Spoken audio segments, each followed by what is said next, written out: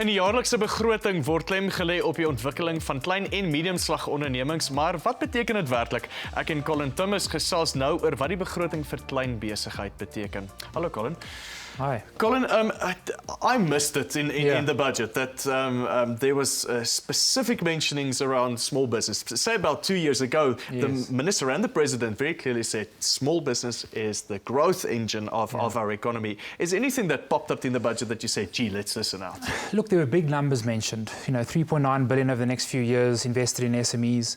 The problem is, what does that practically mean to a small business? How do the small business get access to that money?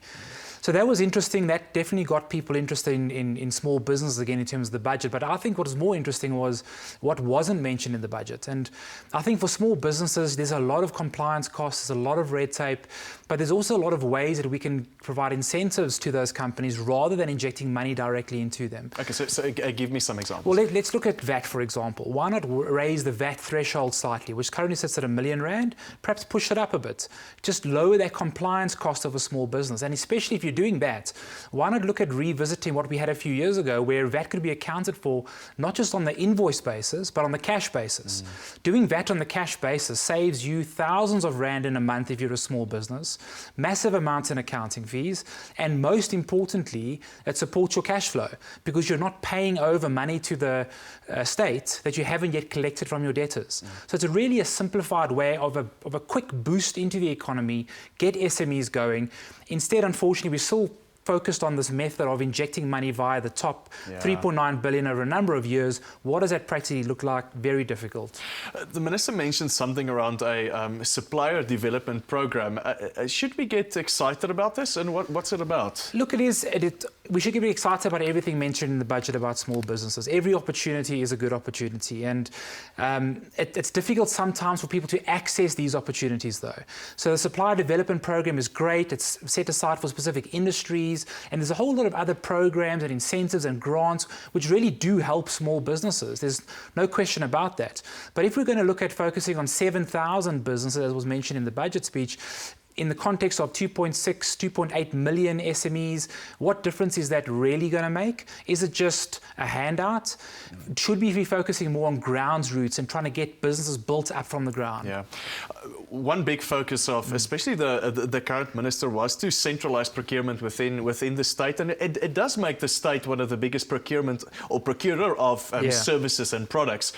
He mentioned something around let's give preferential treatment to small businesses so that the state gives some of those that business to small business. How does he intend to do that? Well, obviously there'll be a register and a database of small businesses that comply with a particular criteria, then can apply for those certain contracts, and it gets them in the game of getting those deals. The problem is when do they get paid? So it's fantastic having these preferred contracts, these preferred providers. These small businesses go out, they get themselves set up, they spend a huge amount of money getting the jobs done, doing the jobs correctly, and as was mentioned in the budget speech, they then don't receive payment. So again, if it was just simply a case of saying, well, why don't we focus on getting these guys paid on time, it probably would limit the amount of money we have to push into the system. Yeah. How do we cut red tape for small businesses? It's very difficult. But if you look at the low-hanging fruit, we can look at government websites and organisations like the Workmen's Compensation. We can look at the Company and Intellectual Property Registrations Office. These are two organisations that haven't worked particularly well, with the result that small business owners have to go and seek outside and professional advice. Should they need to do that? Probably not. If we have an efficient running system, perhaps like the SARS e-filing system. So it's fascinating. Entrepreneurs tend to be incredibly optimistic, and you guys found that as well, where big corporates tend to be really pessimistic about growth in the economy. And we just spoke to Mia and Chantal, and we said that we hope that the economy is going to grow at 1.3%. How are small businesses feeling at the moment? Yeah, we did a survey a while ago, and small businesses came back overwhelmingly positive. And granted, we have to distinguish between our formal and our informal sector when it comes to SMEs. But I think there's a realization that in order to survive, and in order to be your own boss, and in order to own an own business, takes a huge amount of passion and aggression and knowledge and skills. But you have to be optimistic. If you're not optimistic and passionate about what you're doing, you're going to have a problem down the line. Sure. Let's talk about technology, and I want to bring your product into the discussion. Technology tends to be an enabler for small business growth. Accounting compliance and having up-to-date accounting information, that's a big issue for small businesses because they battle to get finance, they don't really know what's going on in their business. You're in an industry operated normally by dinosaurs. How do you plan to disrupt the industry?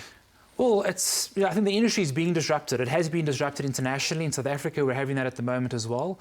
You're referring back to what I mentioned earlier about people not getting paid on time.